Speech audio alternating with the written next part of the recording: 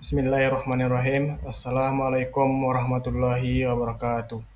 Yang saya hormati Ibu dosen Ibu Yulia Hanasolina, SIP, MAP, selaku dosen pengampu mata kuliah Sistem Hukum Indonesia. Pertama-tama, marilah kita panjatkan puji dan syukur kita kehadiran Allah Subhanahu wa Ta'ala, karena atas rahmat dan karunia-Nya kita masih dapat menghirup udara pada hari ini.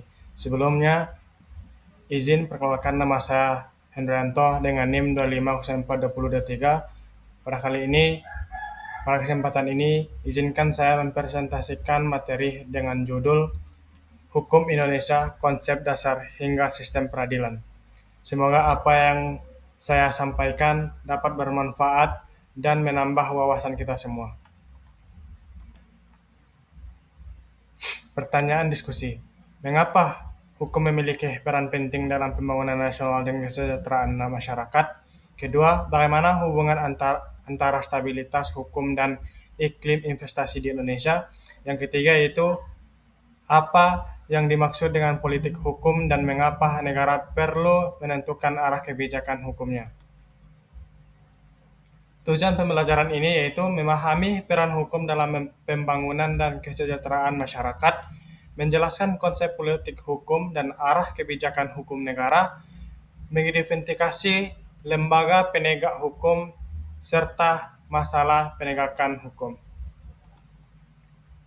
Terus kita masuk ke materi pertama, yaitu pengertian hukum dan pembangunan. Hukum adalah serangkaian aturan atau norma yang dibuat oleh pihak berwenang, misalnya negara, berfungsi sebagai arah, batas, dan alat pengendalian dalam pembangunan, menjamin kepastian, ketertiban, dan keadilan. Lanjut ke materi selanjutnya, yaitu hukum sebagai instrumen pembangunan. Pengertian mendukung stabilitas nasional. Di sini dibagi menjadi tiga, yaitu mengatur distribusi sumber daya, mendukung stabilitas nasional, dasar iklim, investasi, dan perlindungan HAM. Yang pertama yaitu mengatur distribusi sumber daya. Yang kedua, mendukung stabilitas nasional. Pengertian mendukung stabilitas nasional yaitu mendukung stabilitas nasional adalah upaya menjaga kondisi negara agar tetap aman, tertib, harmonis, dan terkendali dalam berbagai aspek-aspek politik, ekonomi, sosial, pertahanan, dan keamanan, sehingga pemerintah berjalan efektif dan pengembangan dapat dilaksanakan tanpa penguasaan. Terus yang ke dasar iklim perlindungan stabilitas nasional. Terus yang ketiga yaitu dasar iklim investasi dan perlindungan HAM. Pengertian dasar perlindungan HAM. Perlindungan hak asasi manusia atau HAM adalah upaya negara untuk menjamin harmoni dan melindungi hak-hak dasar setiap manusia agar tidak tidak dilanggar oleh siapapun, termasuk oleh negara, masyarakat maupun lainnya. Terus masuk ke materi selanjutnya yaitu hukum dan kesejahteraan hukum. Yaitu mengatur pendidikan, kesehatan, ekonomi, infrastruktur. Yang pertama yaitu mengatur pendidikan. Mengatur pendidikan adalah proses perencanaan, mengelola, dan pengendalian sistem pendidikan agar layanan pendidikan berjalan efektif, merata, dan berkualitas. Yang kedua yaitu mengatur kesehatan. Mengatur kesehatan adalah upaya pemerintah atau lembaga terkait untuk mengatur pelayanan kesehatan, fasilitas kesehatan, tenaga medis, dan program kesehatan masyarakat agar mencapai derajat kesehatan yang optimal. Yang ketiga yaitu ekonomi. Mengatur ekonomi adalah tindakan pemerintah dalam penyusunan kebijakan pengadilan pasar, mengatur produksi, distribusi, serta konsumsi agar perekonomian berjalan stabil dan seimbang. Yang keempat yaitu mengatur infrastruktur. Mengatur infrastruktur adalah proses perencanaan, pembangunan, pemeliharaan, dan pengawasi sarana prasarana publik seperti jalan, jembatan, listrik, air, telekomunikasi, dan transportasi. Tujuannya yaitu masyarakat biar adil dan makmur. Terus materi selanjutnya adalah definisi politik hukum. Politik hukum adalah kebijakan dasar yang menjadi arah tujuan dan strategi pemerintah dalam membentuk, menjalankan, serta menegakkan hukum di suatu negara. Materi selanjutnya yaitu tujuan politik hukum. Pengertian keadilan sosial, yaitu keadilan sosial adalah kondisi di mana setiap anggota masyarakat memperoleh kesempatan, hak, dan akses yang sama untuk memenuhi kebutuhan hidup, perkembangan, dan berpartisipasi dalam kehidupan sosial, ekonomi, maupun politik tanpa diskriminasi. Kedua yaitu reformasi hukum. Reformasi hukum adalah proses perubahan dan pembaruan terhadap sistem hukum yang mencakup peraturan perundang-undangan, lembaga penegak hukum dan budaya hukum masyarakat dengan tujuan agar hukum menjadi lebih adil, bersih, efektif, transparan, dan sesuai dengan kebutuhan masyarakat serta perkembangan zaman. Yang ketiga yaitu pengertian good governance. Good governance adalah suatu konsep tata kelola pemerintahan yang mengedepankan prinsip transparansi, efektivitas, akuntabilitas, efisiensi, supremasi hukum, keadilan, dan resportivitas, sehingga proses penyelenggaraan negara berjalan secara bersih, berprofesional, dan berpihak pada kepentingan publik. Materi selanjutnya yaitu hierarki peraturan perundang-undangan, yaitu Undang-Undang 1945, Undang-Undang atau Perpu, Peraturan Pemerintah PP atau PP, Peraturan Presiden atau Perpres, Peraturan Daerah Provinsi, Peraturan Daerah Kabupaten atau Kota. Kita masuk ke poin pertama yaitu Undang-Undang 1945. Undang-Undang Negara Republik Indonesia tahun 1945 merupakan hukum dasar tertinggi dalam sistem hukum Indonesia. Semuanya peraturan di bawahnya harus berdasarkan dan tidak boleh bertentangan dengan Undang-Undang 1945. Yang kedua itu undang-undang atau peraturan pemerintah berganti dengan undang-undang atau perpu. Peraturan tingkat tinggi yang dibuat oleh DPR dan Presiden. Undang-undang merupakan hasil proses legislasi normal. Perpu dibuat oleh Presiden dalam keadaan penting atau memaksa tetapi harus mendapat persetujuan DPR untuk tetap berlaku. Terus yang keempat yaitu peraturan pemerintah atau bisa disebut dengan PP. PP adalah peraturan pelaksanaan dari undang-undang dibuat oleh Presiden untuk memastikan apakah undang-undang ini dapat dijalankan. Peraturan pemerintah memberikan penjelasan lebih teknis tentang bagaimana ketentuan undang-undang diterapkan. Yang kelima yaitu peraturan Presiden atau bisa disebut dengan Perpres. Perpres adalah ketentuan yang ditetapkan Presiden untuk melaksanakan pemerintah undang-undang atau pemerintah peraturan Presiden atau kewenangan Presiden sendiri. Terus yang keenam yaitu peraturan daerah atau Perda. Tingkat paling bawah dalam hierarki terdiri dari Perda provinsi atau dibuat oleh DPRD provinsi atau gubernur, Perda kabupaten atau kota dibuat oleh DPRD atau kota ditambah bupati atau wali kota. Yang terakhir yaitu peraturan desa atau dibuat oleh kepala desa itu sendiri bersama BPD. Terus materi selanjutnya yaitu asas dalam hierarki. Pengertian asas dalam hierarki peraturan perundang-undangan. Asas dalam hierarki peraturan perundang-undangan adalah prinsip-prinsip dasar yang digunakan untuk menentukan peraturan di mana yang harus diutamakan atau dipakai ketika menjadi konflik atau tentangan antara peraturan hukum. Asas-asas ini membantu menjaga konsistensi, kepastian hukum, dan keteraturan sistem hukum. Ada tiga asas yang paling dikenal adalah oh, asas superior, di mana peraturan yang lebih tinggi kedudukannya menyampingkan peraturan yang lebih rendah. Yang kedua yaitu lex specialis, di mana lex specialis yaitu peraturan yang bersifat khusus mengesampingkan peraturan yang bersifat umum. Contohnya undang-undang tipikor atau khusus korupsi. Yang ketiga yaitu asas lex posterior. Artinya peraturan yang baru mengesampingkan peraturan yang lama. Artinya peraturan yang baru mengesampingkan peraturan yang lama. Terus masuk kita ke slide selanjutnya yaitu pembentukan peraturan perundang-undangan atau legal drafting. Pengertian perencanaan penyusunan naskah akademik.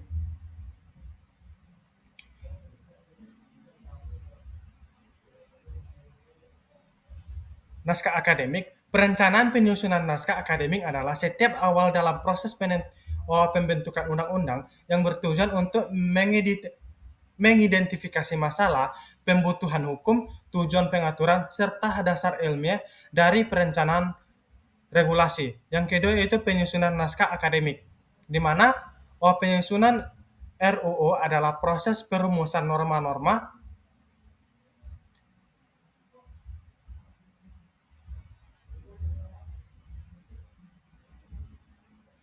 Penyusunan norma-norma hukum secara sistematis ke dalam bentuk rancangan undang-undang yang disiapkan dibahas oleh pembentukan undang-undang atau DPR dan Presiden. Itulah penjelasan penyusunan RUU.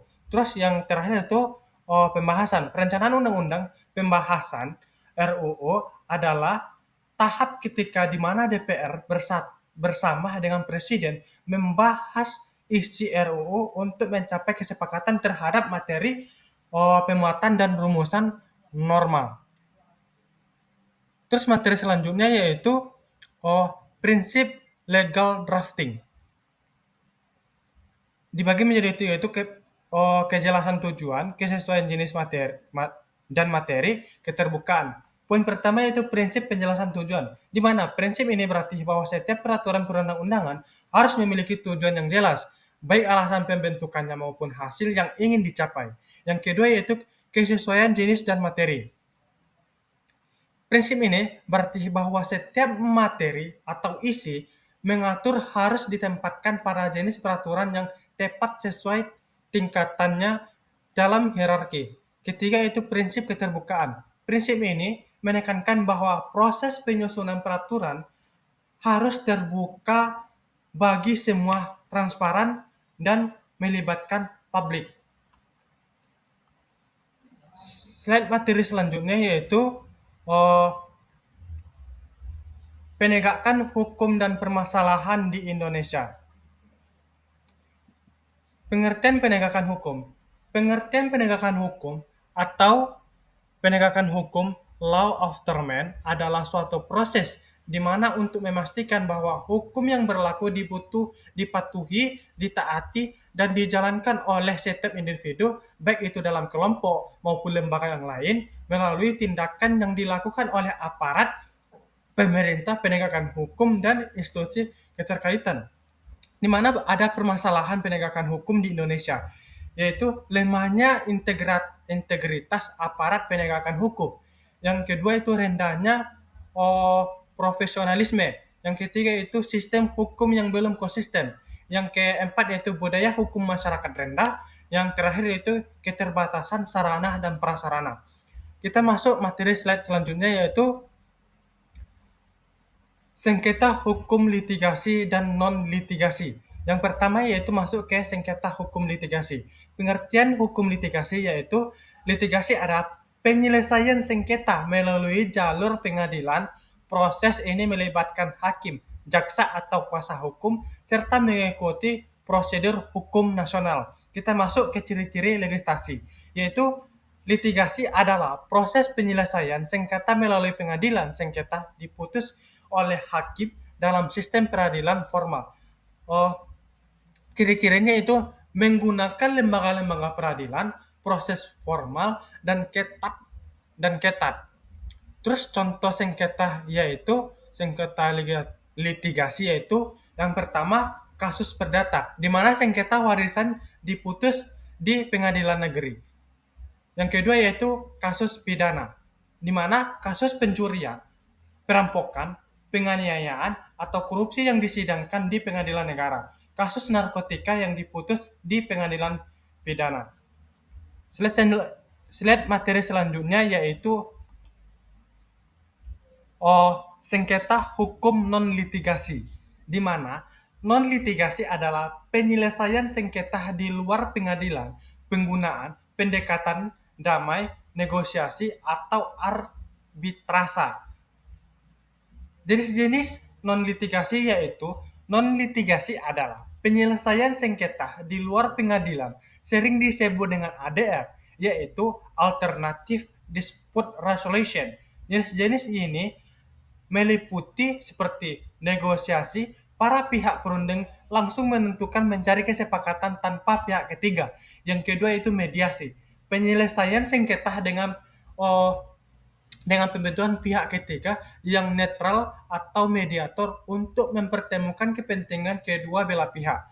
Contoh non-litigasi yaitu kedudukan pihak perselisihan tentang kontrak dan pemilihan mediasi melalui mediator independen, atau perusahaan dan bekerja penyelesaian melalui arbitrase di Bani. Yang terakhir itu konflik rumah tangga penyelesaian melalui negosiasi keluarga. Slide selanjutnya yaitu hukum acara dan macam-macamnya. Pengertian.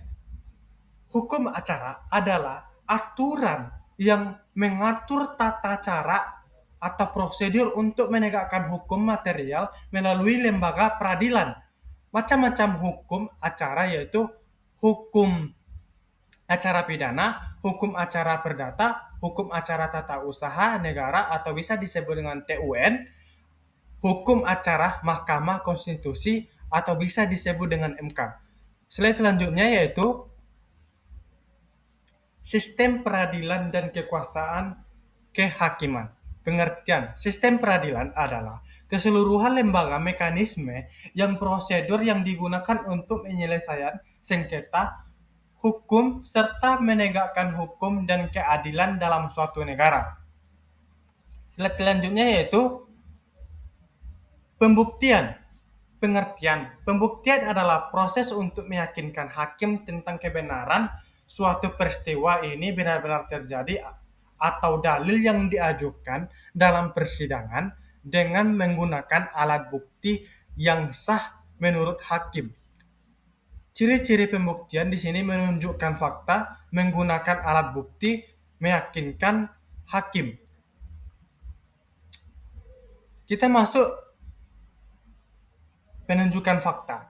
Pengertian penunjukan fakta. Menunjukkan fakta adalah tindakan menghadirkan atau memperlihatkan kejadian keadaan atau peristiwa nyata yang relevan dengan suatu perkara melalui alat bukti yang sah agar hakim dapat diyakinkan tentang kebenaran suatu dalil. Yang kedua itu pengertian penggunaan alat bukti. Menggunakan alat bukti adalah upaya menghadirkan bukti yang diakui secara hukum atau misalnya saksi, surat, ahli, petunjuk, pengakuan, atau elektronik untuk mendukung fakta yang diajukan di persidangan.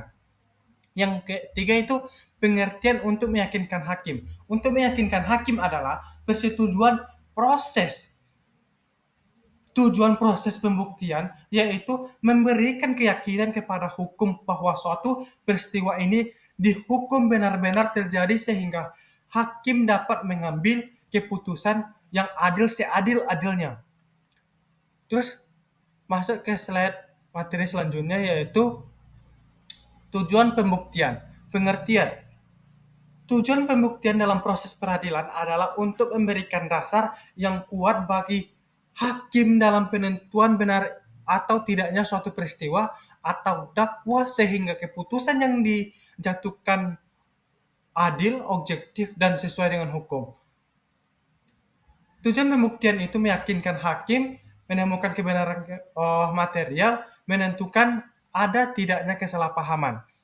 Materi selanjutnya yaitu alat bukti pidana, yaitu keterangan saksi, keterangan ahli, surat, petunjuk, atau keterangan terdakwa.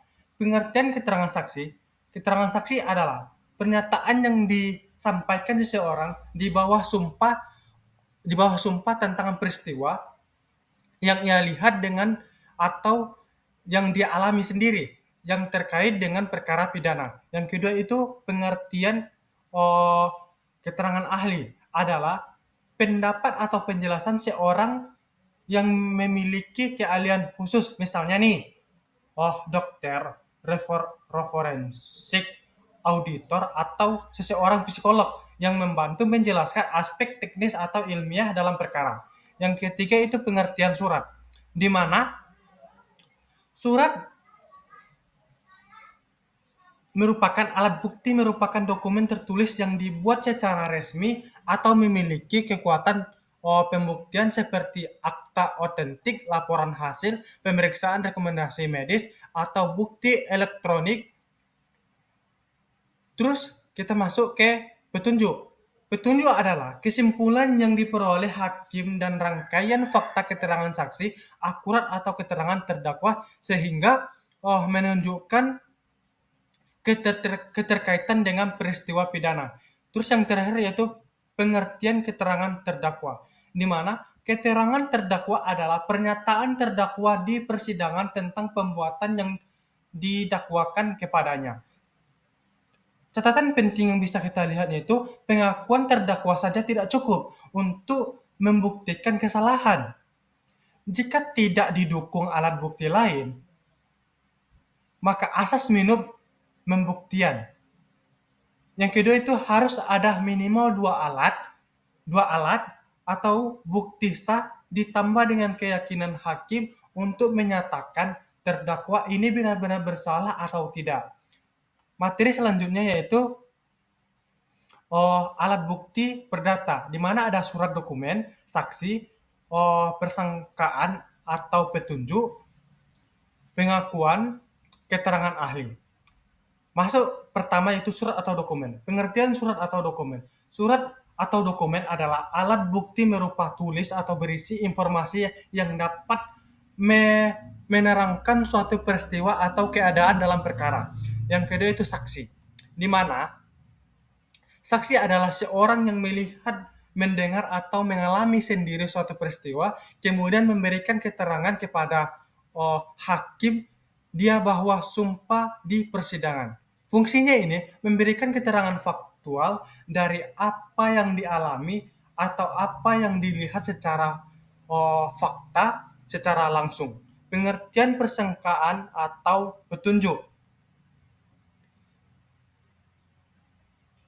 Persangkaan atau petunjuk adalah kesimpulan yang ditarik hakim dari fakta-fakta yang terbukti di persidangan.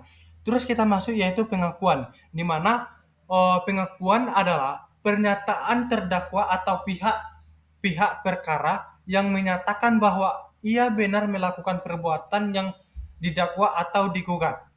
Yang terakhir yaitu keterangan ahli, di mana keterangan ahli adalah pendapat atau penjelasan dari seseorang yang memiliki keahlian khusus di bidang tertentu. Misalnya nih, forensik, atau di bagian ahli kedokteran, atau bagian ahli teknologi, atau bagian ahli akuntansi, atau bagian ahli balistik. Fungsi ahli ini membantu untuk hakim memahami aspek teknis atau ilmiah yang tidak dapat dijelaskan oleh saksi biasanya. Terus materi selanjutnya yaitu kesimpulan. Dari materi yang saya jelaskan tadi, di sini kita dapat simpulkan bahwa yang pertama yaitu hukum peran penting dalam pembangunan dan kesejahteraan sehingga kualitas hukum memengaruhi kualitas hidup masyarakat. Yang kedua yaitu politik hukum mengarahkan bagaimana hukum dibentuk dan ditegakkan sehingga sedangkan hierarki peraturan menjaga konsistensi sistem hukum. Yang ketiga yaitu legal drafting yang baik sangat menentukan kualitas regulasi yang akan berlaku. 4. Penegakan hukum masih menghadapi banyak kendala, terutama integritas aparat, tumpang tindih aturan, dan rendahnya kesadaran hukum masyarakat. Dan kelima yaitu penyelesaian sengketa dapat dilakukan lewat jalur litigasi maupun non-litigasi dengan kelebihan dan kekurangannya masing-masing. Yang keenam yaitu sistem peradilan, hukum acara, pembuktian, dan alat bukti menjadi rangkaian integral dalam menjaga keadilan dan kepastian hukum. Yang terakhir yaitu eh, secara keseluruhan pembaruan hukum dan peningkatan eh, profesionalitas aparat menjadi kunci untuk mencapai keadilan, kapasitas, dan kesejahteraan masyarakat. Baiklah, itulah yang bisa saya jelaskan. Jika ada salah kata, saya mohon maaf. Saya akhiri. Assalamualaikum warahmatullahi wabarakatuh.